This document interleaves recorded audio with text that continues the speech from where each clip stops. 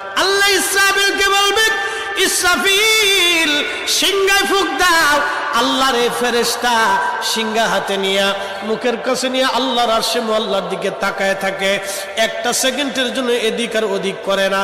কখন রব হুকুম দিবে সিংহায় ফুৎকার দেওয়ার জন্য, যখন সিংহায় ফুৎকার দিবে, কুরআন বলতেছে ইদাস সামাউ ফাতারাত, আকাশ ভেঙ্গে ভেঙ্গে ভেঙ্গে ভেঙ্গে পড়তে থাকবে। ওয়া ইদাল কাওয়াকিবু তাসারাত, সমগ্র নক্ষত্রগুলি ভেঙ্গে ভেঙ্গে ভেঙ্গে ভেঙ্গে পড়তে থাকবে।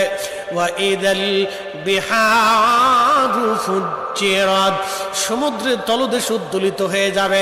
সমগ্র পানিগুলি পৃথিবীর উপরে আছাড় মারবে, আর ধুয়ে পাইলে সব পৃথিবীবাসীকে নিয়ে যাওয়া হবে।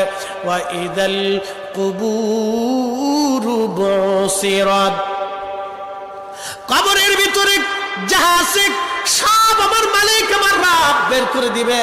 কবর থেকে মানুষ বের হইয়া সেই দিন হাসরের ময়দানের দিকে দৌড়াইতে থাকবে, সবাই উলঙ্গ থাকবে। কিন্তু আমার নবীকে আল্লাহ ৭০,০০০ ফেরেশতা বেষ্টন করাইয়া জান্নাতের পোশাক পরাইয়া মহাসম্মানে ফেরেশতারা মিছিল দিয়ে দিয়া আমার নবীকে হাসরের ময়দানে মাকামে মাহমুদে বসাবে। একবার জোরে বলা যাবে কি আল্লাহু আকবার।